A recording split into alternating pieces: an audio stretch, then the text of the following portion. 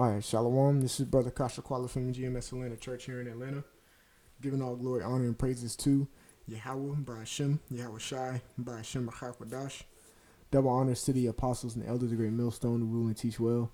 Peace, love, salutation to the elect 144 first fruit. All right. And this lesson is going to be pertained around not recompensing evil for evil. All right. Or if you do decide to recompense, do good for evil. All right. So if you get evil, return it with good. All right.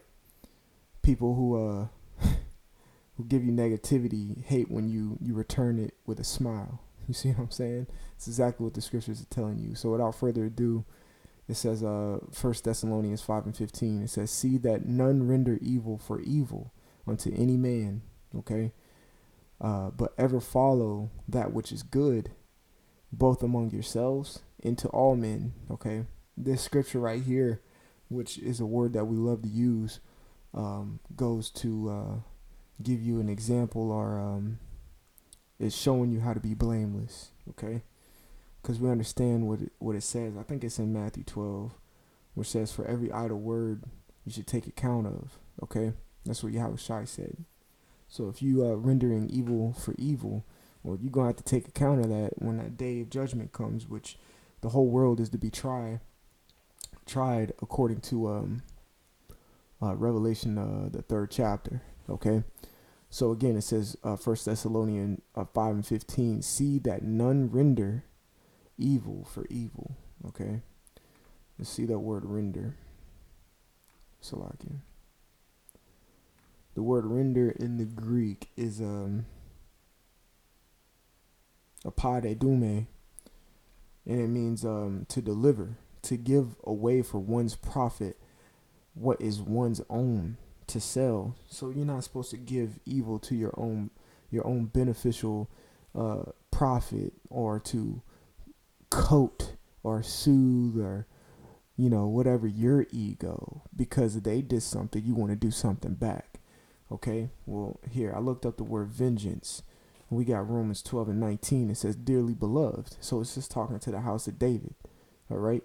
What you consider yourself an Israelite, you consider yourself in the correct doctrine, you should consider yourself a part of the house of David. All right. Now, if you're rendering evil for evil, you're not a part of the house of David. All right. You're a part of the house of Saul. Okay. Simple as that. All right. It says, dearly beloved, avenge not yourself. All right. But rather give place unto wrath. Meaning, man, don't even let it just, you know what I'm saying? What's that in Bad Boys, where they're doing that little Musa, whatever they say, just all right, just chill, bro. So you don't, start doing some crazy, outlandish shit. Okay. That's how we need to be. All right. So as for it is written, vengeance is mine, I will repay, saith the Lord. So if the Lord's going to repay, why would you take matters into your own hands? Don't make no damn sense. And if anything, if something evil was done unto you, what makes you think that what you do to them is going to be more excruciating or a better payback than what the Lord can do to them? So just sit there and wait. Okay. It's just like Esau had us in hardcore bondage slavery. Is we doing anything right now? No. We're just going to sit there and wait. Be like, all right. Well, the Lord got something for your ass for touching the apple of his eye. Simple as that. So don't render evil for evil. The one who does that is the omnipotent power of Yahweh. Okay? He's the one who created good and evil in the first place. All right? When you in the same book, in 1 Thessalonians, or 2 Thessalonians, actually, we'll get that real quick. 2 Thessalonians, of course, 1:6. It says, seeing is a righteous thing with the Most High to recompense tribulation to them that trouble you. A recompense is a payback. Okay?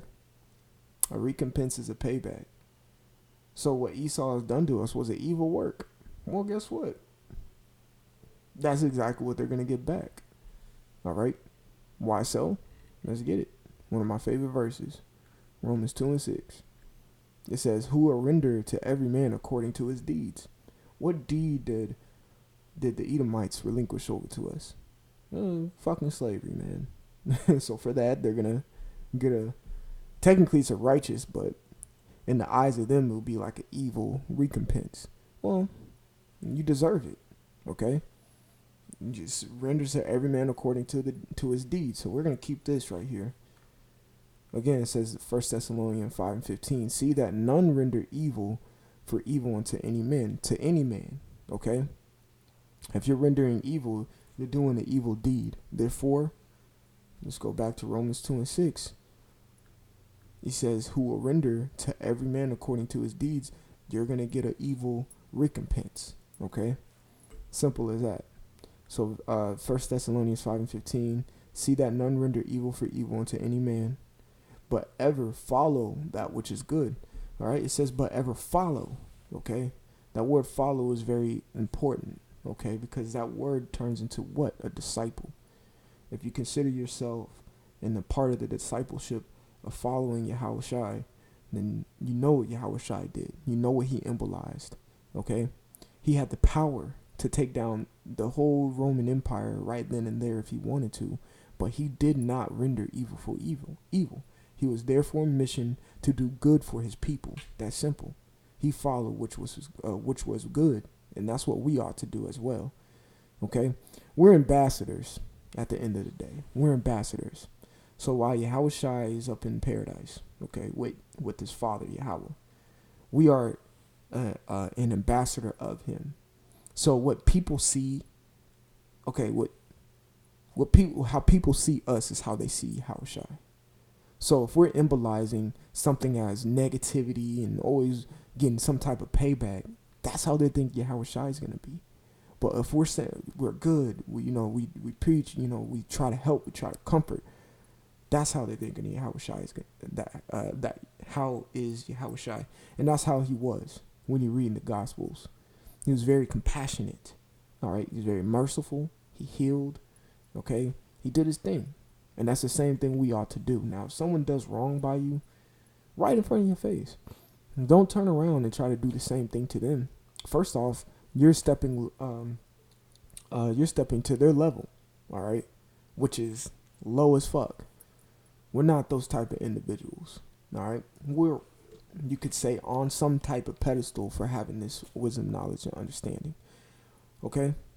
All right, so with that, I do want to get a precept just to prove that what I just said was correct, that we're on some type of pedestal. I got this book right here. It's called the Apocrypha, for those who don't know, all right? It's, I think, 14 books in here that's missing out of the original King James Bible, because the King James Bible goes from Malachi to Matthew, and it's missing the whole Greek section in there. So I'm gonna get Ecclesiasticus chapter 3. It says Ecclesiasticus 3, I'll start at 22. It says, but what is commanded thee, no, I'll start at 21. It says, seek not out the things that are too hard for thee, neither search the things that are above thy strength. Verse 22. All right, meaning stay in your lane. Okay. It says, but what is commanded thee, think thereupon with reverence. Okay. Think thereupon with reverence. Reverence means a respect and fear for something. All right. It says, for it is not needful for thee to see with thine eyes the things that are in secret. Okay, there's some things that the apostles and elders, and even the elder men in our camps, prospective camps, that they don't need to relinquish unto, the younger. Okay. All right. So verse 23 says, be not curious in unnecessary matters. This is the point where I say we're kind of on some type of pedestal compared to these other people out here because of the wisdom and knowledge and understanding of the Most High. So here's this is it. So it says, be not curious in unnecessary matters, for more things are shown unto thee than men understand. So, hey, look, we are on a certain type of level. So if someone renders you evil and you render evil back, you are stepping down from that pedestal. You are stepping down from the level that the Lord had you at. All right? You're being real low. All right? The scriptures say, see a man diligent in his business. I think it's Proverbs 22 and 29, I want to say. See a man diligent in his business. All right. He won't sit amongst mean men, but amongst kings. I'm paraphrasing. And that word mean means obscure or insignificant. Okay? So if you're sitting amongst mean men, that means you're rendering evil for evil. You're being as low as them, like quit. Okay? Quit that. When you read about King David, there's an account where this man was cursing him out, but he didn't do nothing. There was an account where Joab killed his son, but he didn't do nothing. All right? He didn't render evil for what they've done during his lifetime, but he passed that down to King Solomon. When you read 1 Kings 1, 2, and 3, and so on, these men ended up dying who did wrong by King David, but he was patient because vengeance is of the Lord. Okay? So it says, but both among yourselves, meaning amongst the brotherhood, one to another. All right. The scriptures say with Peter. Okay. Matter of fact, I'll get it real quick.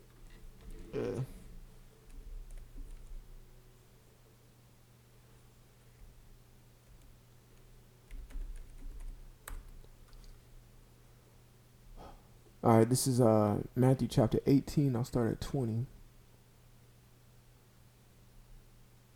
21. It says, then came Peter to him and said, Lord, how oft shall my brother sin against me, and I forgive him? Till 7 times. Okay.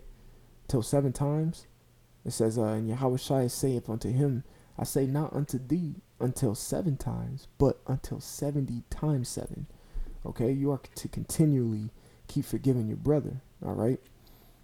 Continually keep forgiving your brother, meaning don't render evil for evil. If your brother sinned against you or done something evil towards you or offended you in type of way, don't try to take the offense, try to offend him back or do the same thing he did to you back. All right, that was what it means, both among yourselves. And now it says to all men. All right, to all men. So let's get that in Romans 12 and 18. All right, it says, if it be possible, as much as lieth in you, live peaceably with all men. You see that? You're supposed to live peaceably with all men. Okay? You're supposed to embolize or be that example of that good nature. All right? If you consider yourself different, well, what makes you different? I remember the brother Tazamal from Dallas told me, he's like, yo, we're all trying to strive to be of that 1%. But what makes yourself different from all these other 2/3? Okay? And what makes us different? That we don't render evil for evil. All right? So let me get these precepts and I'm going to close it out. This is Psalms chapter 37 and 27. It says, depart from evil and do good and dwell forevermore. All right? Depart from evil. Abhor that stuff, man. And do good. Obtain good. All right? Righteousness.